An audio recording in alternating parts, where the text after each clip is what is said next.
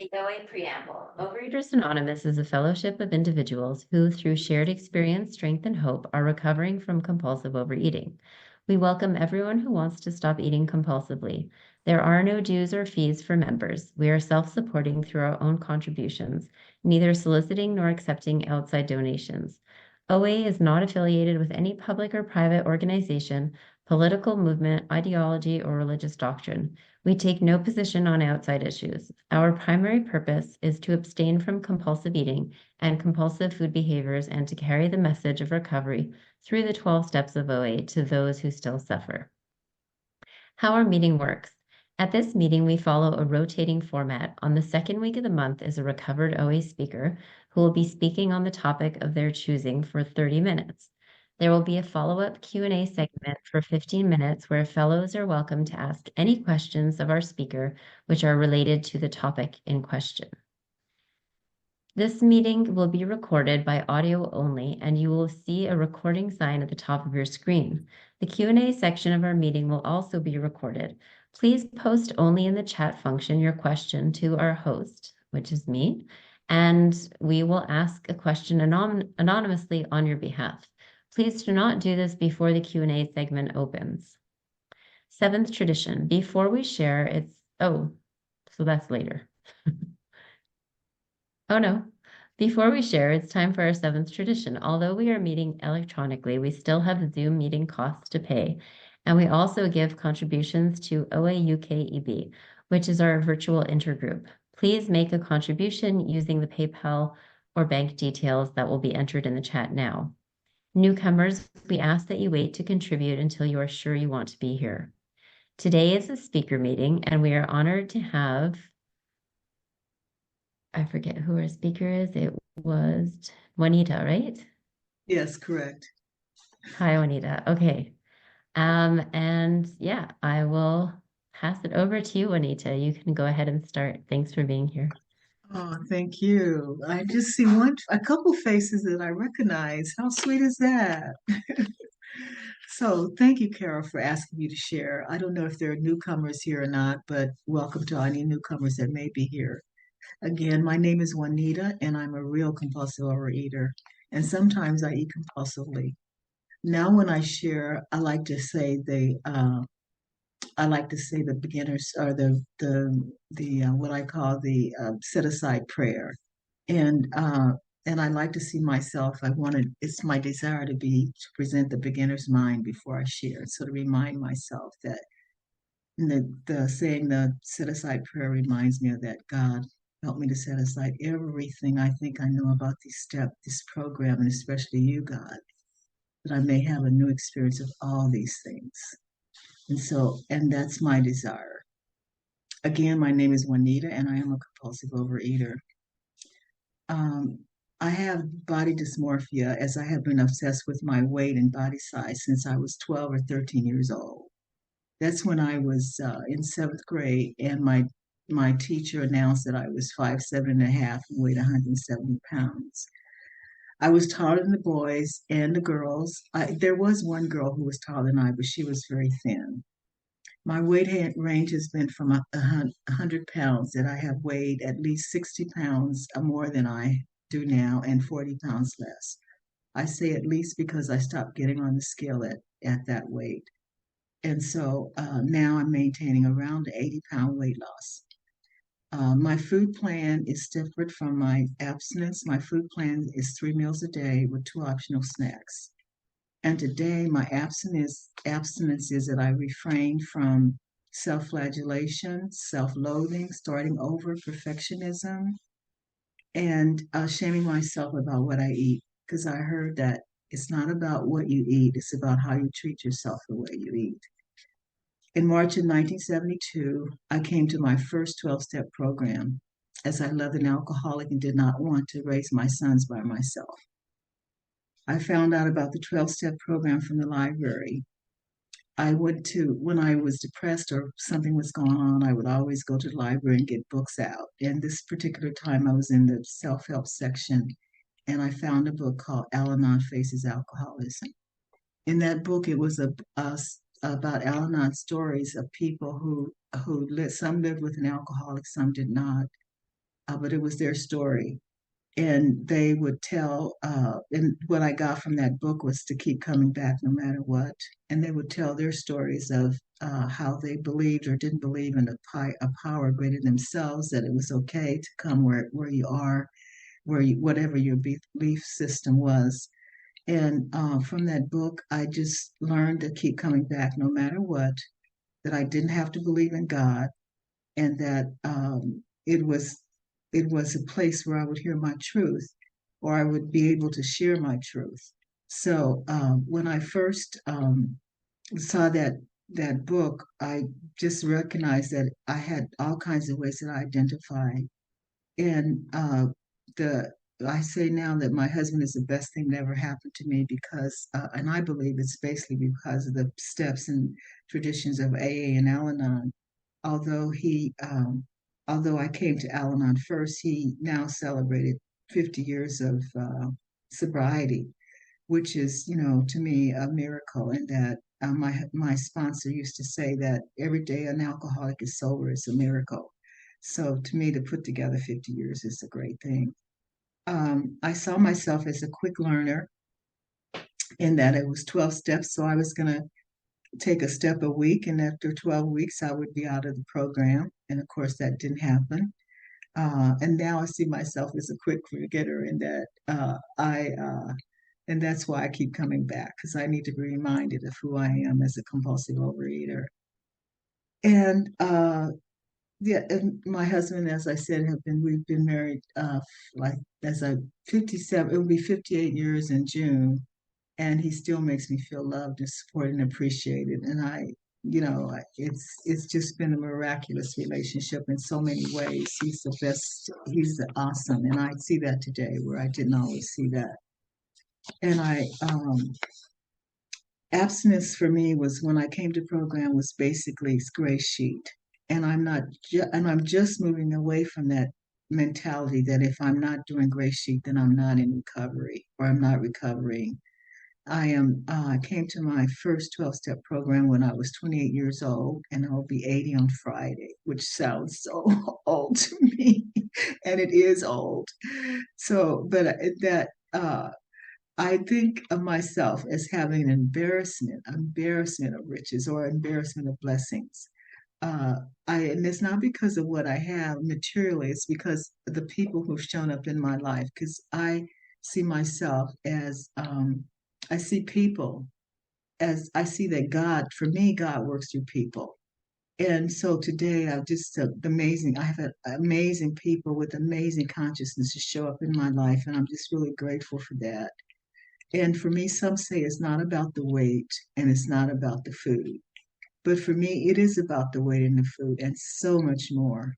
Because what I found here, the greatest gift that I have been given from the 12 steps is my relationship with my higher power, the God that I often don't understand, but that I trust absolutely.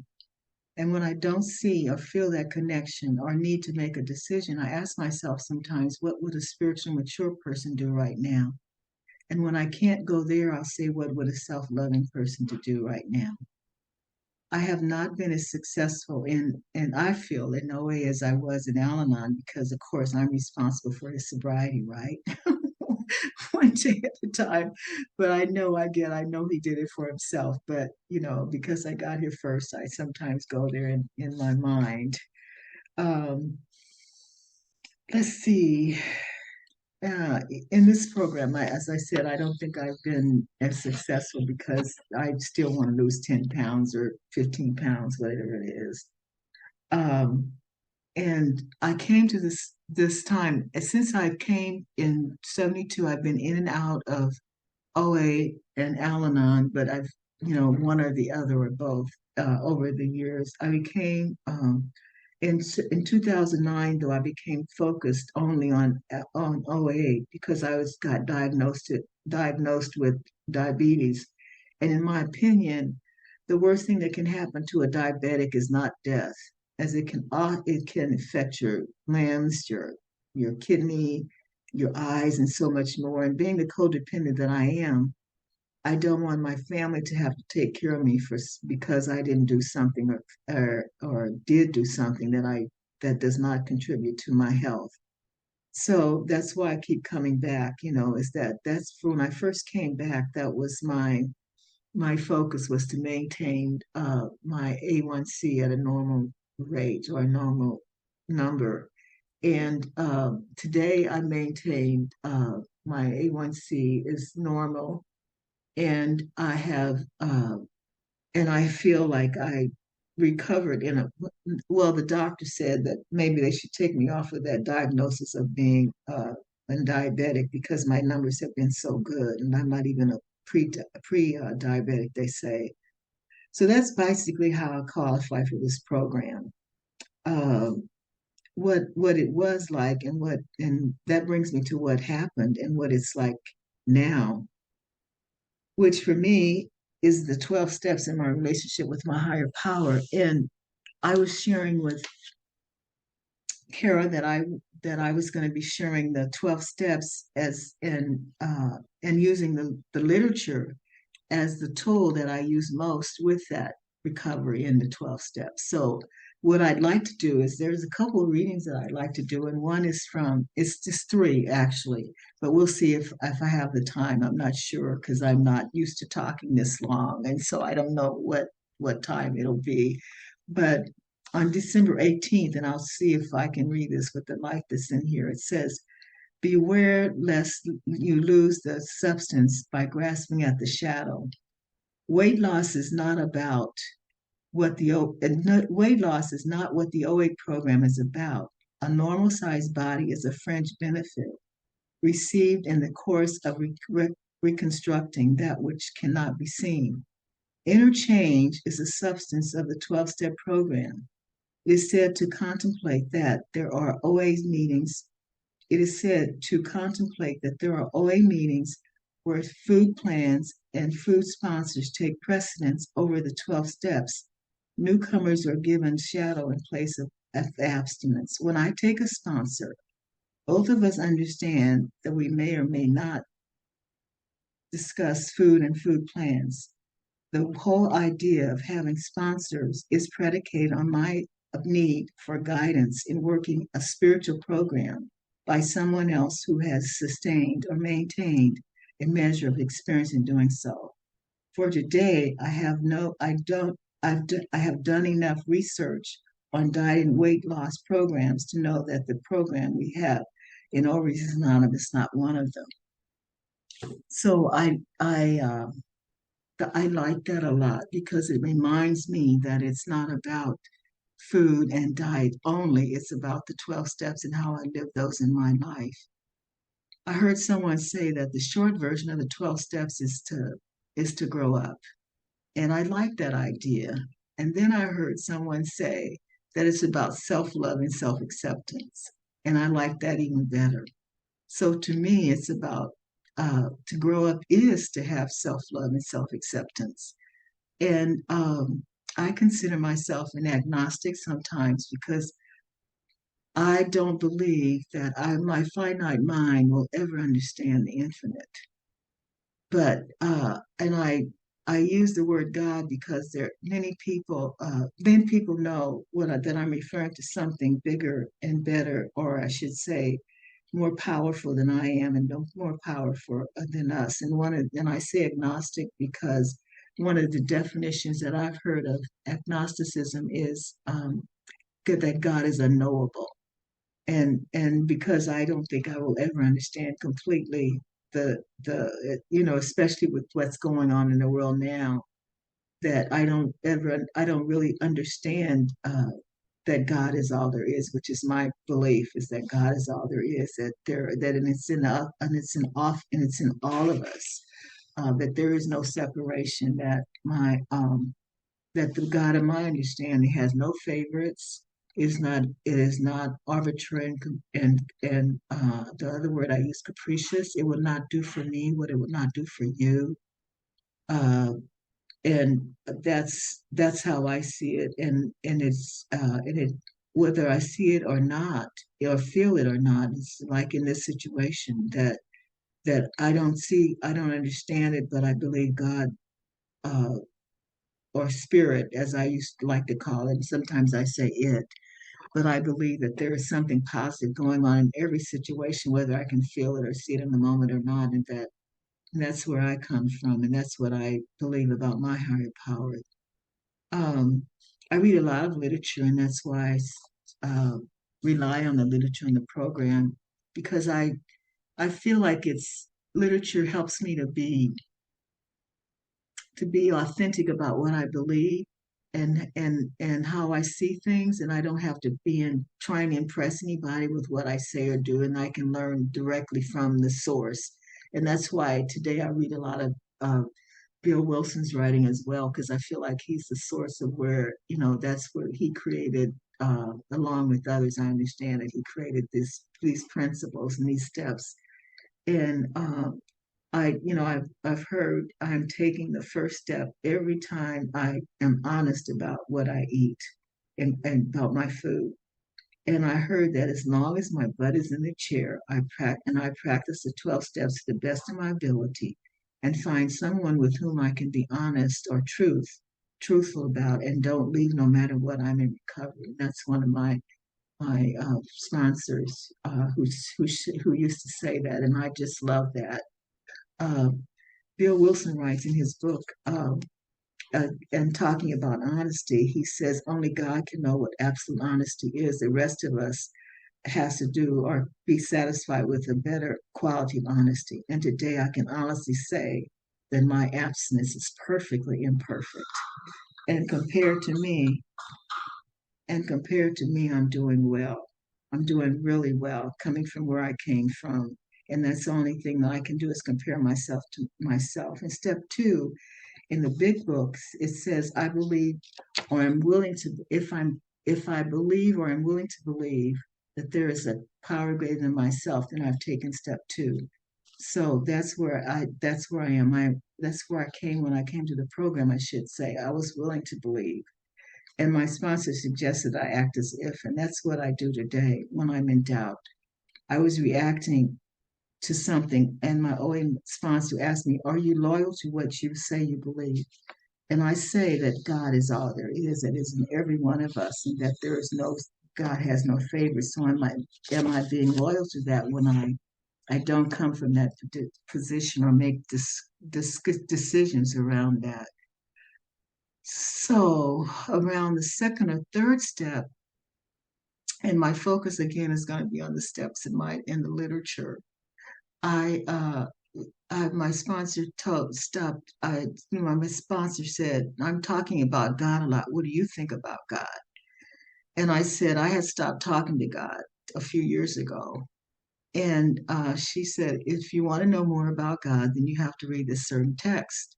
So I read that book, and I didn't relate to that God I don't understand because it has to resonate with my brain before my intellect before I can accept it as my spiritual practice. But that what that did for me, it got me back to, it gave me permission to separate or to understand or search for the God that I could understand without guilt, blame, or shame. And so that's what I did, and that's how I got the power that I believe in now. Is just amazing, and the relationship that I have with my God is amazing to me. The third step was my favorite step for many years. When I first came to the program, I heard someone say they were turned off by the F word, and others say the G word. For me, it was the G word, God, as my husband cussed a lot, he cussed. He was a sailor, and he still cusses like a sailor. And I was used to his language. I was raised in a I would say, religiously strict home and promised myself that when I became an adult, I would never, ever go to church again. And I pretty much kept that until I got to 12 steps. I had prayed for something and didn't get it, so I had stopped talking to God. So initially, I discounted people who talked about God, and then I noticed that the people who had what I want had a relationship with the higher power, their understanding. I love this program, and my search for a power that worked for me is parallel with this program. And so I had there was no big deal for me to embrace the principles of the religion that, or I don't like to say it's a religion. To me, it's a philosophy. It's a way of life, and it's a practice. It's a teaching that I follow. And in that teaching, I again feel like I my belief is that we're all some form of God is within each of us, and that there can be no separation no matter what the experience is, that it's all in divine order. I just have to be available to that spirit to work through me.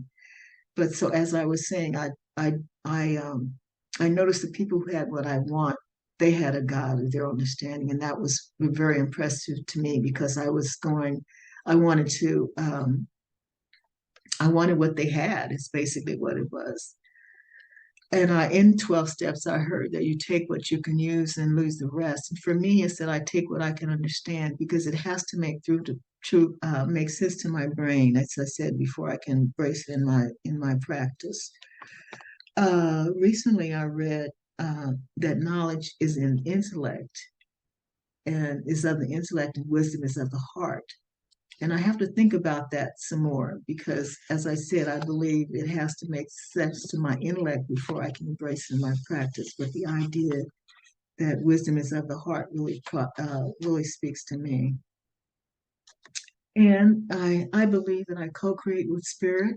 I have a responsibility to do the footwork before I can surrender to the results to my higher power. And my footwork can change, but it's up to me to do everything that I can. And then when I feel like I've gone as far as I can, then I can release it to my higher power for the results.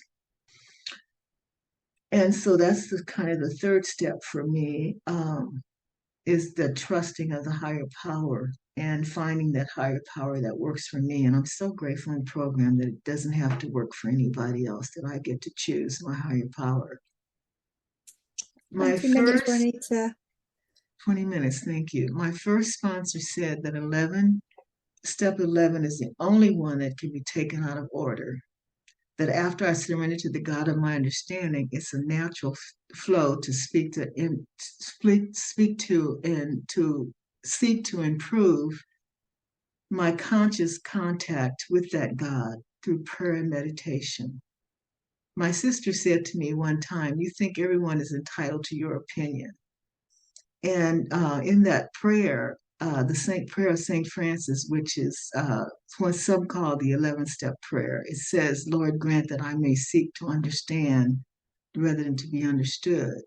It was my desire, the reason why I guess it felt to her like I felt that everyone was entitled to my opinion is because I thought if you understood me, then you would agree with me. So it was me trying to convince you that what, in her opinion, that what my opinion was right, but I saw it differently. But it did kind of, when I read those words, seek to understand rather than understood, to comfort than to be comforted, to love than to be loved. It really resonated with me.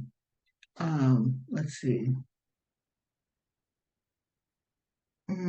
I try to treat people as if I know their story because I feel that we've all been traumatized in some way, and that we all have hurt someone. We've all been betrayed and hurt someone, whether we want it intentionally or not, and we've all been betrayed or hurt.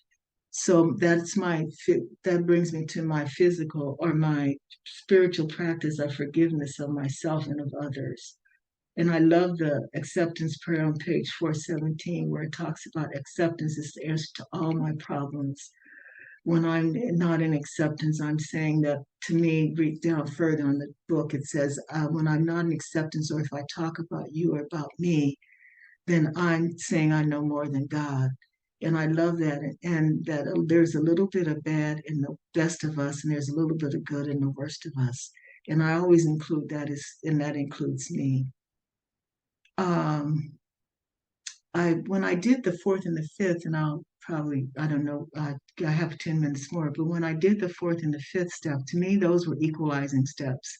And my sponsor said at the end, she shared something with me that she had in her inventory. And she said, so now you see you're just like everybody else. You're not perfect. And I said, yeah, but I want to be. And she said, well, Juanita, people can use both of you. She said, people can use all of you. Some people can say, I love that Juanita, she has a program that I want. And somebody else can say, I can't stand Juanita. I never want what she has. So either way, you're giving a message, whether it's from the negative side or the positive side. So the longer I'm in program, the more difficult, the less I can say and still get away with it. If I think I've hurt someone or misled or someone, I beat up on myself, and that helps. The 10th step is where I get to do my daily inventories, my daily forgiveness work, and I love that step as well. But my favorite, I think, is still the third. But I still, I just, the 6th and the 7th step is about humility to me. I'll go to that. And in that, those steps, and I don't think we can call ourselves humble. I think somebody else has to say that. And I have trouble with saying talking about humility, because I read somewhere that when you think you have a little, then you have none. And then Golda Meir said, you don't have to worry about humility. You're just not that great. So I tried to, I avoided that word for myself. Today, Bill Wilson wrote that the humility is just a desire to seek and do God's will. So then I can say that I do have humility. But again, I think everybody, someone else has to claim that for you. You can't claim it for yourself, because if you think you have a little, then you have none. And I like Bill. And right now, my focus, the book that I read most often is Bill Wilson. Not most often, but it's a part of my daily reading that I do is his. And there's several things that has helped me with him that I love about his writing is that he said, uh, this program is spiritual kindergarten. So that gives me again a reminder that we're going to grow, that I'm going to grow. And where he says that this is another thing, and I can't remember it now. Oh, he says, I'm a pupil of this program when I thought I was a teacher. And for me, that's really important because sometimes I think I sound like I know so much because of my age and being in programs so long in 12, 12 steps and working as principal to the best of my ability. So I think what I want to close with, so I don't know, I said 30 minutes, is let's see, what do I want to close with? I think I'll close with what it says in the 12 steps and 12 traditions of OA, because it says in OA, we have no program of diets and exercise, no scales, no magic pills.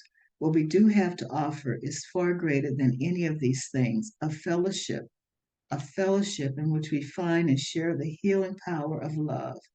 Our common bonds are two: the disease of compulsive eating from which we all have suffered, and the solution that we all are from, that we're all finding as we live, the solution that we're all finding as we live by the principles embodied in these steps.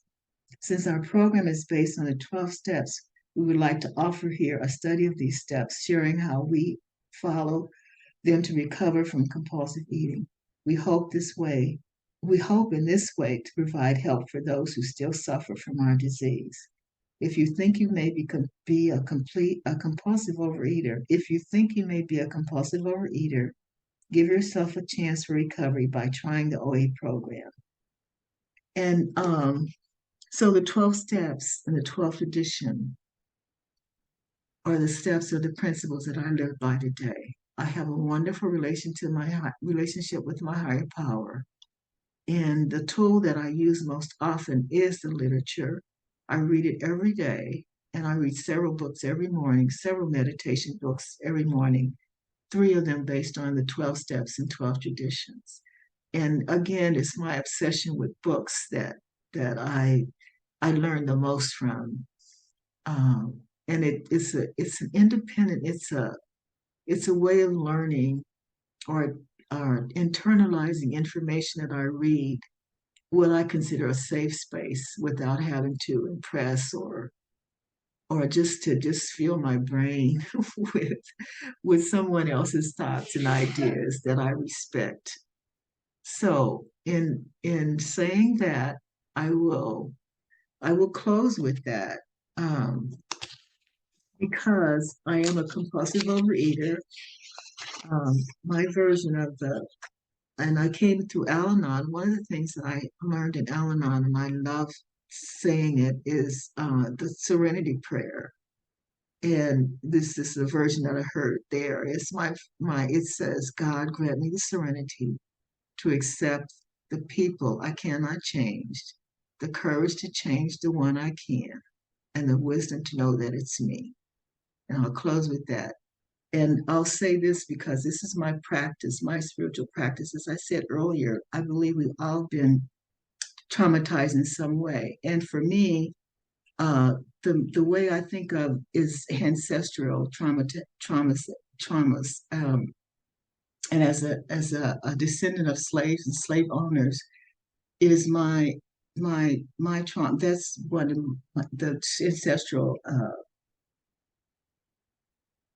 trauma, as I said, is what I work on most, and that the indigenous people say if you heal yourself, you heal 7 generations back and 7 generations forward. So it's my intention to heal myself, and then I'll heal all that is my past, and I'll heal all of it in my future with my loved ones. So that's all I have. Thanks for listening, and I will keep coming back. Thank you. Thanks so much, Juanita. That was wonderful. Okay, we will now open the Q&A section of our meeting, which will also be recorded. Please post your questions only in the chat function to our host, so to me, Deb, and we will ask a question on your behalf. All right, let me get that up here.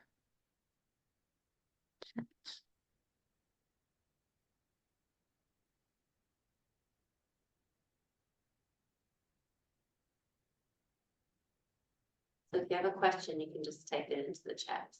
Thanks.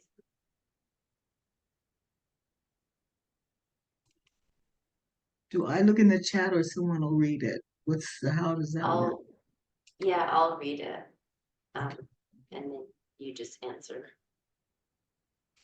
I think someone correct me if I'm wrong. I think that's how it works. Thanks, Kara. Okay.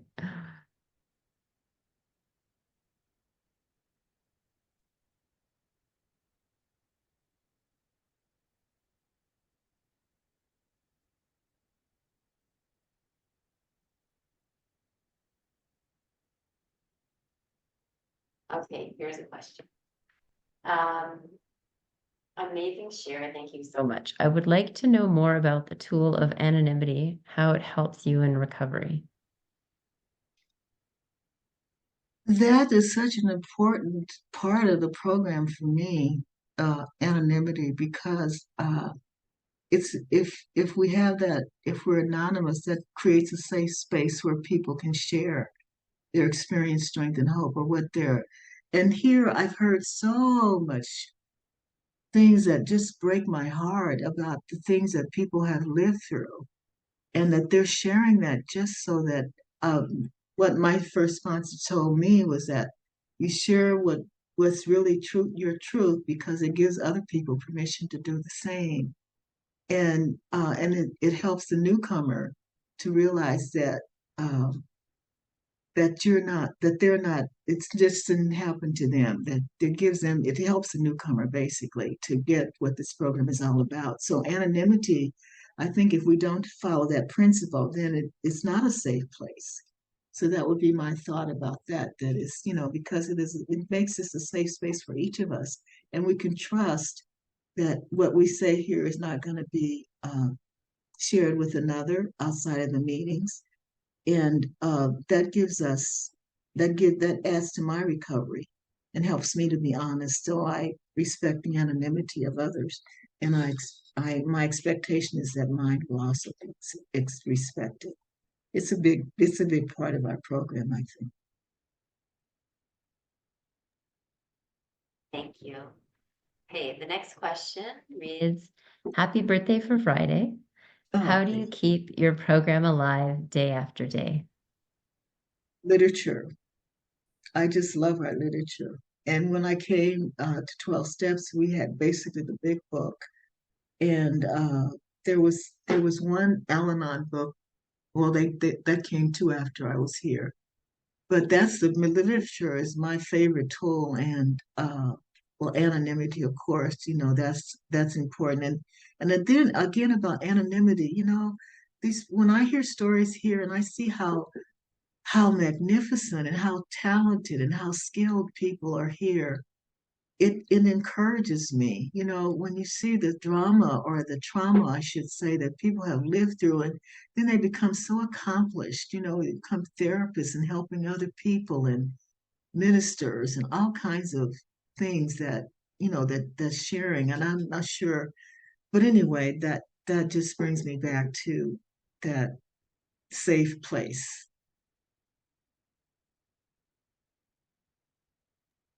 Okay, great. The next one. So, all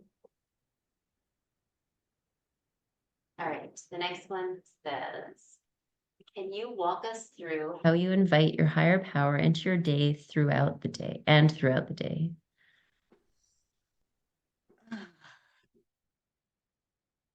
Hmm.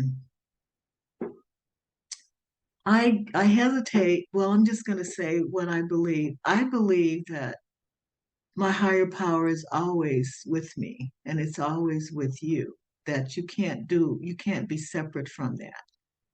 And my day starts by reading the textbook that supports my belief, as well as I said, others. So that's what I do, is that I start my day reading this book, the books that I read that refers to my higher power and sets me on my way. And sometimes one of my favorites is that I see God in everyone in every event. And so when I'm going through my day and I'm interacting with others, I try to remind myself of that when not, even if they're not behaving in the way that I think they should, is that I remind myself that my affirmation for the day is that I see God in everyone and in every event. And so that's basically it, is that just reminding myself throughout the day when I'm disturbed, it's not about the other person, like it in the acceptance. Acceptance is the answer to all my problems today, and nothing, absolutely nothing happens in God's world by mistake. So being anchored in that awareness throughout the day and starting my day in the morning with those readings helps me to focus on that.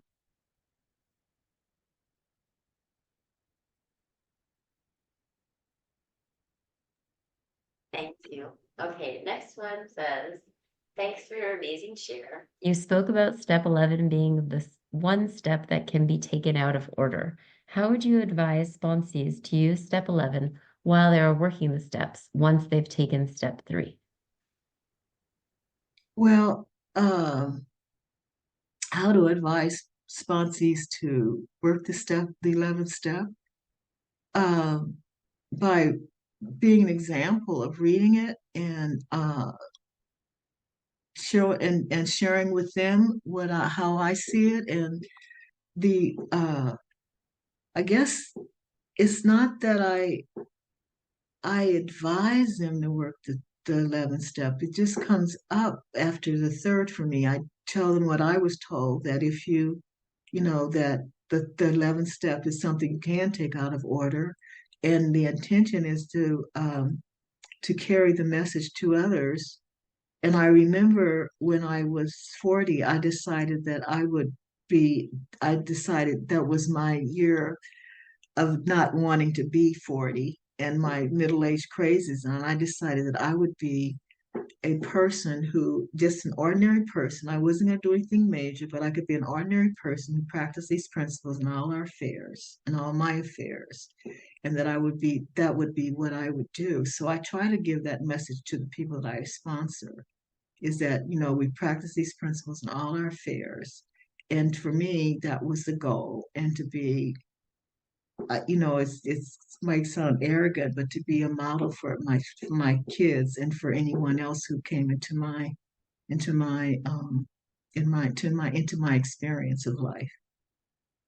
I hope that answered that question, but that's how I see the 11th step. Next question is, how did you choose your sponsor? Well, my first sponsor in Al-Anon, I chose her because she had what I wanted. She was she had been sober. She had been in program, but this was just coincidence, but I remember it now. She had been in program for a year and a half before her husband had gotten sober. And most people that I saw, they either were divorced or or they were still with an alcoholic who was still drinking. She had been in about a year and a half before, and so she had lived with alcoholism, with Al-Anon, I should say, for a year and a half before he got sober. And my husband was still drinking when I came. And as I said earlier, coincidentally, I was in about a year and a half before he got sober. And now to refresh my memory, what's the question? Is I got lost in my thought. What was the question again? It was just, how did you choose your sponsor? Oh, okay. And she was very articulate, and she had exactly what she had a belief in a higher power, which I learned about later. But she spoke a lot, and she was very involved in service. So I tried to emulate her in every way possible, and got very involved in service and doing that. And she worked, and where I got where I started my program in well 50 years ago, a lot of the women didn't work, and some of them and anyway, so I chose her because she worked and I worked, and she had a child and I had two children, and she was very involved with her family, and that was important to me. And we would go to places where, like, we would go there. Zubin Mehta, for those of you who've heard of him, he was a musician, and he was very well, he was a musician. He was in charge of an orchestra here in California, and we would take our kids to his concerts, of not his classes on Saturdays. He would do an hour where he introduced the kids to the orchestra, and so we would take our kids there, and then we would go to other places. She was just very much into her family, and she would say, we do these things so we don't feel guilty when our kids grow up. So she was just amazing, and she had that willingness to be of service. And I called her every day for years, and she was just really, she was the best sponsor I've ever had in that regard, because 50 years ago, it was a lot of women didn't work, and I was working, so I wanted someone who had the same experience that I had. It seemed to me that people who they were either divorced, or they seemed their spouse wasn't sober. There, in those days, there were a lot of couples speaking. Anyway, her story and her husband's story really spoke to me, and I resonated with a lot of what she taught and what she said, because she lived the program, in my opinion. Hey, thank you. Next question reads, thank you so much for an incredible share. You mentioned the development of wisdom in recovery and that coming from the heart. How has wisdom developed for you? How have you learned to live from the heart? Mm. Hmm. I just have always been very sensitive, and that's what I want to do. This is kind of this is where I get embarrassed. And well, I get embarrassed a lot because I'm easily embarrassed, and my sponsor says I need to get over myself. But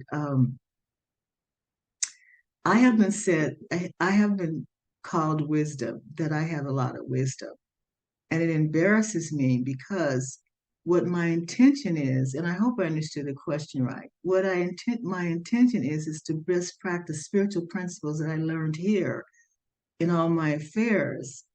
And and as I said earlier, it has to make sense to my brain before I can embrace it in my practice. And so it's not it's not about me, it's about the relationship that I have with my higher power. And like even with speaking here, I don't know if I said it or not, but my prayer was that God speaks through me what God wants you to hear, what others to hear. So I don't know, uh, I don't know what that is, but you know, and there's somewhere that I read that seek their wisdom because that's it's better to know it's a good to know wisdom to have wisdom than any other things. When you have wisdom, you have understanding. Is how it reads, I think. Trying not to quote it directly. I don't quote it directly, but that's what it is. So I don't know. I think when it's kind of wisdom is kind of like to me like humility. Somebody else has to say you have it. When you say you have it, it doesn't feel, it feels uncomfortable for me. I don't know if that answered the question, but wisdom is to me something to be desired, and I wish I was more intuitive than some people, but my it has to make sense to my I'm more left-brained, I think, than most people, or the people that I react to, or more right-brained than I am, because they listen to their intuition more. But as I say, I read a lot, and that's where I get some of my knowledge from. So knowledge is of the intellect. So I want to move from that, not from that basis to working from my heart more. I don't know if except I am very sensitive and I'm very loyal. So those I don't know, and I read a lot. So a lot of what I say I get from other people, and I try to give credit to other people when I share because it's not about me. It's about who I've just met some amazing people in this teaching and in this program, and I just see that I have an embarrassment of blessings, and it's just because of marrying a drunk and getting here. It's nothing that I do special except I just try to be the best I can be and try to practice its principles in all my affairs. And that's where I feel the wisdom comes from. It's just being surrendered to my higher power that I call God, because then people get what I'm talking about. Thank you. That was a great segue into the next question, which is, what literature would you recommend? Oh my goodness. Of course, uh, the big book, but there's so much out there that I mean, I recommend the literature that we use here. If you're in 12 steps, I think that's the best. The more we learn about 12 steps, I think the more we do work in the heart because we're here. We have these principles that we can't keep it unless we give it away. And well, I hesitate because I don't like to proselytize. I do have some favorites, and and other than the literature that we read, uh, there's is it okay to mention outside literature here? I don't know. No, okay, then I won't say that then. But I think I think the focus of my early program was the book that I read, because that's where I found out about the 12 steps was in the library because that's what I do. But the book that I read was a story of people who have what I want is and I hear people on the radio and the book that supports my practice, my way of life. I read that a lot. But if I recommended a book, I think for me, like what I'm reading right now is As Bill Caesar because that's the basics of the program. And another book that I heard about that I'd like to read, this AA Comes of Age, I think it's called. because I like to go to the sources I said. But there's so much literature. There's so much literature. And someone said the book that the Bible or something like that, uh, well, anyway, someone said, tell people who you are and sometimes use words. And I like that, tell people who you are and sometimes use words.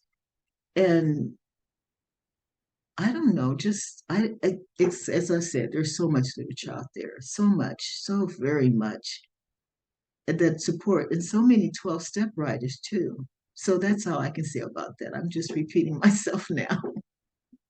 Just keep We coming back. have we have 4 minutes and two questions. Um, oh, another question just came in. So let's see if we can squeeze these in. Um, this one is says, thank you. Wonderful to hear you. May I ask you about applying the program in your relationship with your husband? Oh, wow. That's a good one. Uh, so I remember the first time I heard that my husband was none of my business. I thought, what do you mean? He's my husband. Of course, he's my business. But again, that's where I heard, uh, that prayer that I like, God grant me the serenity to accept the people I cannot change, the courage to change the one I can, and the one to know it's me. And that he's on his journey and I'm on mine. And he makes me feel, as I said. But when we started the program, we did share together a couple times, many times actually. Um, but he's a lot easier to live with than I am. That's one thing. And that right now, where he's having a hearing loss, and it's very frustrating because sometimes we can be arguing about something that I haven't even said because he heard it wrong. So what I do is I try to practice my principle with him, forgiveness, and to try and bring my practice home where I can be, and I be of service to him by not but trying not to, argue, or when we're in this discussion and I say, what did you think I heard? What do you think I said? Or what did you hear me say? Those are the things that I frequently say is, what did you hear me say? Because he's going in a different direction. But you can say that in two different ways. You can say it with love, or what did you hear me say? So that's one of the things that I use today, and over the years, it's been really that's why I giggled when I said I got the program first, and I feel like I was responsible for some of his sobriety. But it's not really true. He's just a magnificent person. He's one of my gifts. He's one of my blessings. He's very generous. He's much more generous than I am. So I focus on this good that he presents or that he brings to our relationship. And after 58 years of living with me, that's really a challenge. When we got married, my sister gave us 6 months because um, he was the oldest of seven children. He had six younger sisters, so he was used to being in charge, and I'm very independent. So she gave us 6 months when she found out that we were getting married, and now it's been almost 58 years. But it's because he's so magnificent. He's so easy to live with. I'm the challenge. I'm the challenge. So.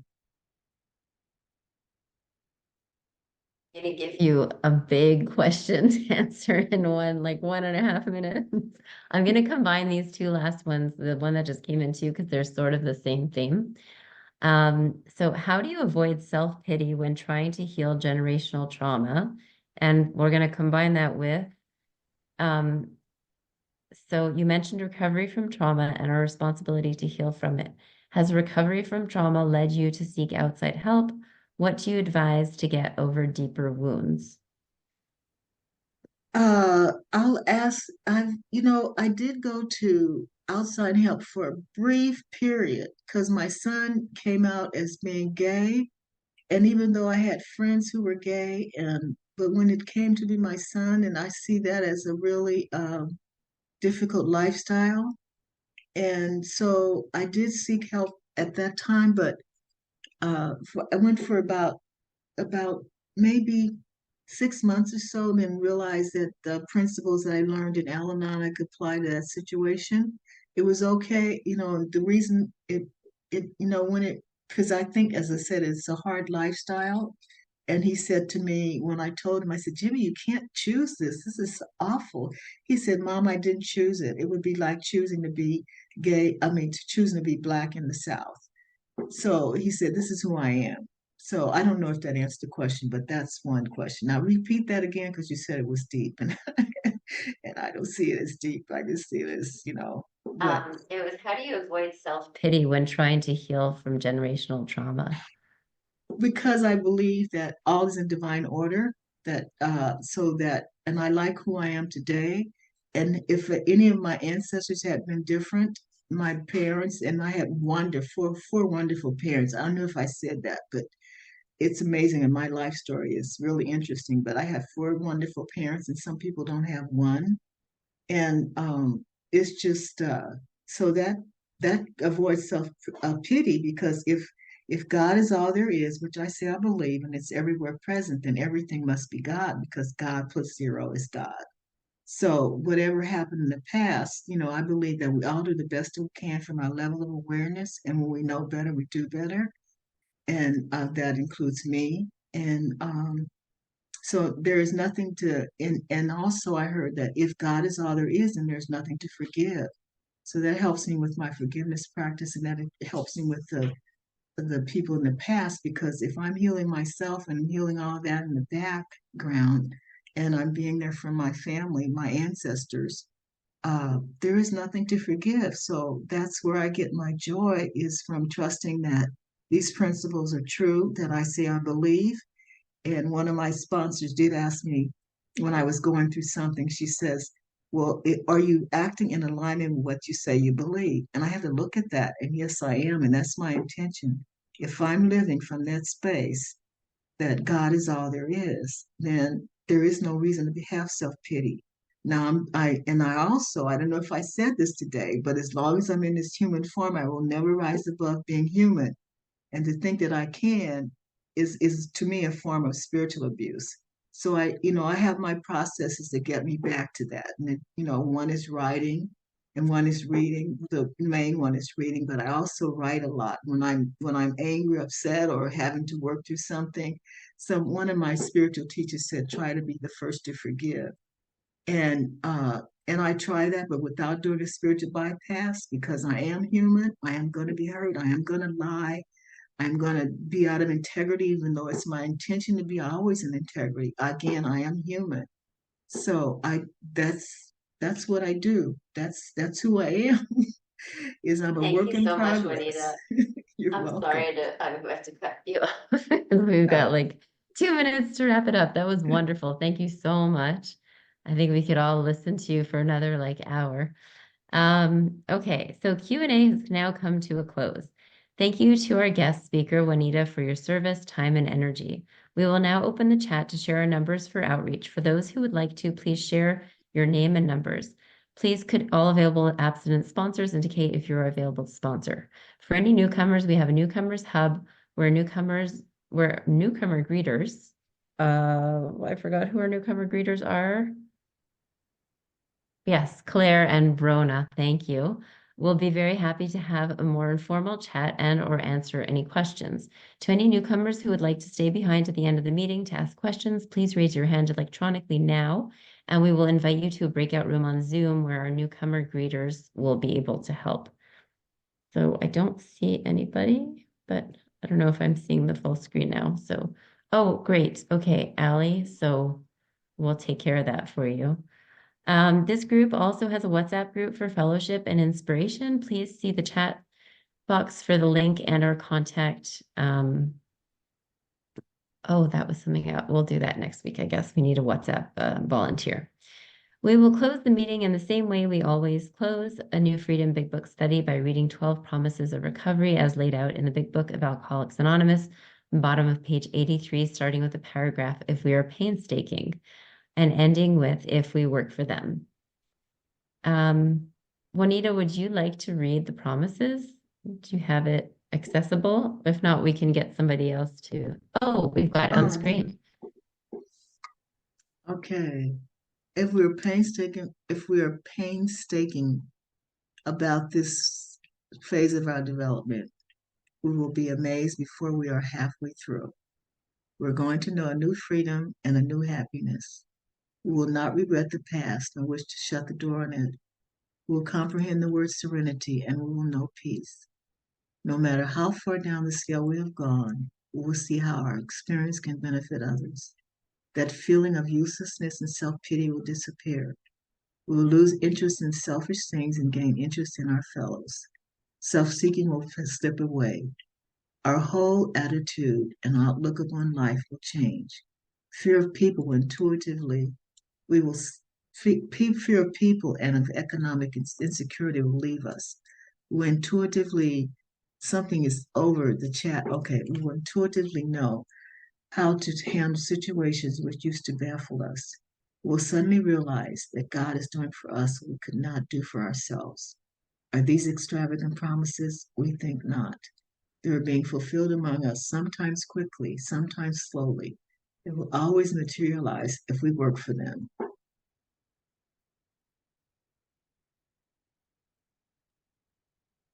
Thank you. And thank you for joining us today. Our meetings are recurring on a weekly basis, and our next meeting is scheduled for next Wednesday at 7:30 p.m. UK time. May your higher power bless you and keep you until then.